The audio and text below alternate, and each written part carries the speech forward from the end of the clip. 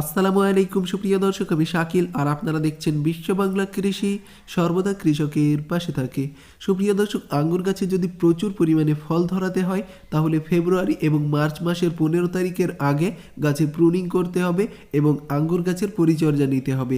এই সময় যদি আঙ্গুর গাছের পরিচর্যা না নেওয়া হয় তাহলে প্রচুর পরিমাণে এবং আপনার মনের মতো ফল কখনোই নিতে পারবেন না। এবং এই ভিডিওতে দেখানো হয়েছে কিভাবে আঙ্গুর গাছ প্রুনিং করবেন এবং প্রুনিং করার পরে কি প্রয়োগ করতে হবে সেটাও আপনারা এই ভিডিওর মধ্যে বিস্তারিত জানতে পারবেন। এই জন্য অবশ্যই এই ভিডিওটিকে শেষ পর্যন্ত দেখবেন। আর এই চ্যানেলে যদি আপনি নতুন হয়ে থাকেন তাহলে অবশ্যই চ্যানেলটি সাবস্ক্রাইব করবেন এবং পাশের নোটিফিকেশন বেলটি অন করে দেবেন। তো চলুন বন্ধুরা, শুরু করা যাক। সুপ্রিয় দর্শক, সাধারণত ফেব্রুয়ারি মাসে আঙ্গুর গাছে একটাও পাতা দেখা যায় না এবং এই সময় প্রুনিং করতে হয়। আর যদি প্রুনিং করা হয় তাহলে গাছে প্রচুর পরিমাণে ফলন হবে এবং এই ফলের গুণগত মান সবচেয়ে ভালো হবে। এজন্য অবশ্যই আপনাকে ফেব্রুয়ারি মাসে প্রুনিং করতে হবে।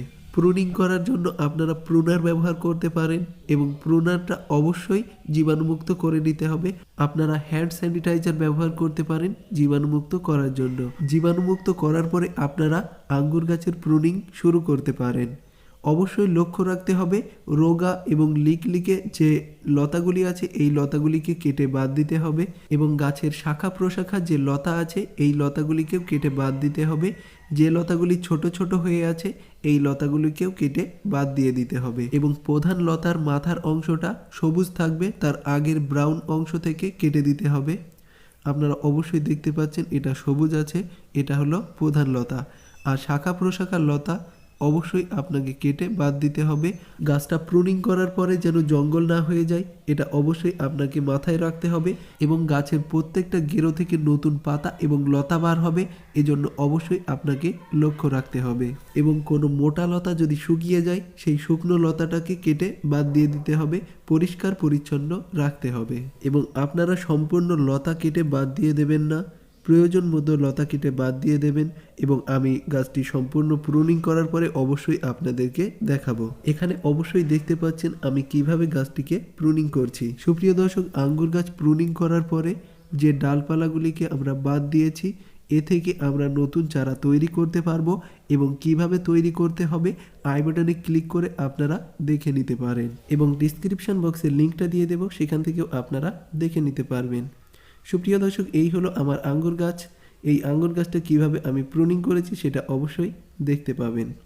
আমি এখানে গাছগুলিকে প্রুনিং করেছি, লম্বা যে লতাগুলি সেই লতাগুলি রেখে দিয়েছি এবং এর সাথে যে শাখা প্রশাখা লতা ছিল সেগুলিকে কেটে বাদ দিয়ে দিয়েছি। আপনারা অবশ্যই দেখতে পাচ্ছেন ঠিক এই পদ্ধতিতে গাছগুলিকে প্রুনিং করতে হবে, তাহলে আপনার গাছে প্রচুর পরিমাণে ফলন হবে এবং এরপরে ছত্রাকনাশক এবং কীটনাশক স্প্রে করতে হবে গাছে, না হলে কাটা অংশ থেকে ফাঙ্গাস যাবে এবং ডালটি মারা যেতে পারে। আমার এই গাছটির বয়স 2 বছর।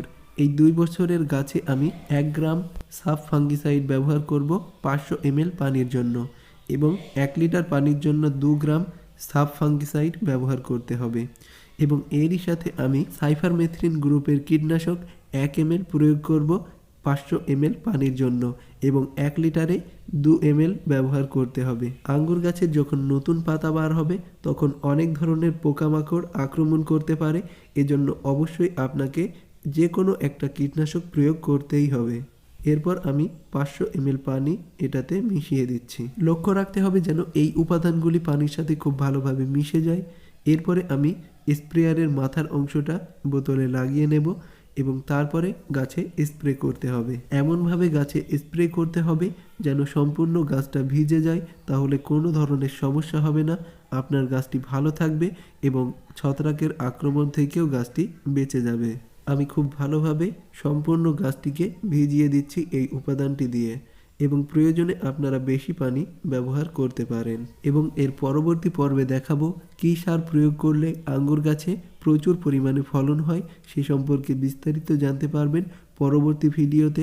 এজন্য অবশ্যই চ্যানেলটিকে সাবস্ক্রাইব করে রাখুন এবং বন্ধুরা, ভিডিওতে দেখানো পদ্ধতি অনুযায়ী আপনাদের গাছটিকে আপাতত প্রুনিং করে দিন, দেখবেন প্রচুর পরিমাণে ফলন হবে। আর এই ভিডিওর মধ্যে কোনো জায়গা বুঝতে অসুবিধা হলে অবশ্যই কমেন্টে জানাবেন, আমি দ্রুত রিপ্লাই দেব এবং ভিডিওটি ভালো লাগলে অবশ্যই লাইক করবেন এবং ধৈর্য ধরে এই ভিডিওটি শেষ পর্যন্ত দেখার জন্য আপনাকে অসংখ্য ধন্যবাদ। থ্যাঙ্কস ফর ওয়াচিং বিশ্ব বাংলা কৃষি।